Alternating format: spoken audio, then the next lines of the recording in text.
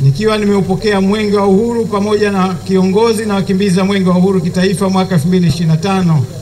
Mwenge huu wa uhuru ukiwa mkoa wa Kusini Unguja, tunataraji kuukimbiza katika masafa ya urefu wa kilomita 193.56 na utatembelea miradi, utafungua miradi ya maendeleo pamoja na kuweka mawe ya msingi. Jumla ya miradi 8 inatarajia kutembelewa, kufunguliwa na kuwekewa mawe ya msingi yenye thamani ya fedha za Kitanzania shilingi bilioni 249 milioni 889 laki 470,475. Vile vile Mwenge huu wa uhuru ukiwa katika mkoa wa Kusini Unguja, katika wilaya zake mbili, wilaya ya Kusini Unguja na wilaya ya Kati, utaweza kutembelea katika shughuli 10 mbalimbali za kijamii, za vijana, za mazingira na kadhalika. Mkuu wa mkoa wa Kusini Unguja Ayubu Mohamed Mahmud amepokea Mwenge wa Uhuru wa mwaka 2025 katika uwanja wa ndege wa kimataifa Abeid Amani Karume. Baada ya mapokezi hayo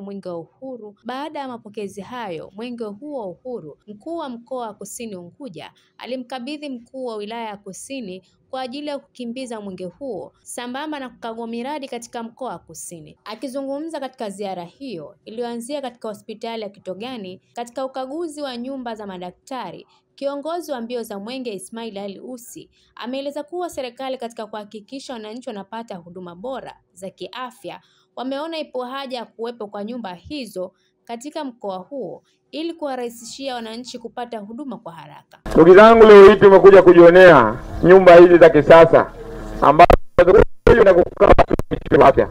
Kwa kweli hapa tuna kila sababu ya kumsemea mazuri, ya kumsemea kwa upendo Dr. Hussein Ali Mwinyi, kwa sababu na yeye ameendelea kuenzi Mwenge wa Uhuru. Kwa sababu leo hii wananchi wetu wakija kwenye hospitali hapa, kama daktari ambaye anahusika na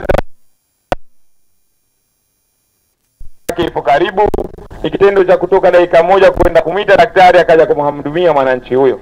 Kwa kweli hili ni jambo kubwa na ni jambo ambalo kwa kweli wana Kitogani tunatakiwa tusimame kidete kuhakikisha, kwa vile mwaka huu ni mwaka wa uchaguzi kama Mwenge wa Uhuru unavyosema. Kauli mbiu yake, tujitokeze kushiriki uchaguzi mkuu wa mwaka 2025 kwa amani na utulivu. Dr. Hussein Ali Mwinyi oye!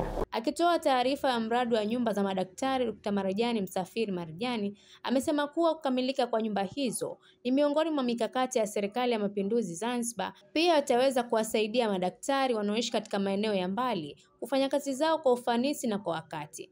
Pia itasaidia kupunguzia gharama za usafiri wa kuja na kurudi kazini kwa wafanyakazi wanaoishi. Gharama za awali za mradi huu unagharimu shilingi bilioni 4,740,445. Hadi kufikia sasa jumla ya shilingi bilioni 3,442,378 zimeshalipwa, sawa na 83.5%. Aidha, ujenzi huu umefikia 94%, ambapo nyumba hizi zinatarajiwa kuhudumia familia 16 za wafanyakazi wa hospitali hii kulingana na Mbio za Mwenge wa Uhuru kwa mwaka 2025 inapita katika miradi mbalimbali katika mikoa 5 ya Zanzibar, ambapo leo tarehe 17 Mwenge wa Uhuru umepokelewa katika uwanja wa ndege wa Abeid Amani Karume na kuelekea wilaya ya Kusini, mkoa wa Kusini Unguja, ambapo umekagua miradi mbalimbali ikiwemo nyumba za madaktari Kitogani, uwekaji wa jiwe la msingi katika mradi wa hoteli ya Johari Beach Kizimkazi, mradi wa nishati ya umeme wa upepo Makunduchi, barabara ya Paje yenye urefu wa kilomita 10.6, ufunguzi wa skuli ya maandalizi Bwejuu, sambamba na upandaji wa miti katika skuli ya Hasnu Makame Kibuteni. Mwenge wa Uhuru utaendelea na ziara yake hapo katika mkoa wa Kusini, wilaya ya Kati Unguja, na kauli mbiu ya mwaka huu Mwenge wa Uhuru 2025 isemayo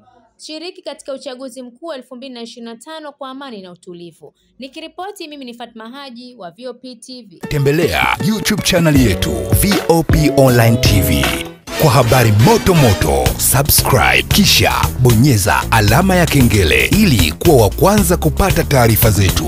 Usisahau kulike, kucomment na kushare. VOP Online TV. VOP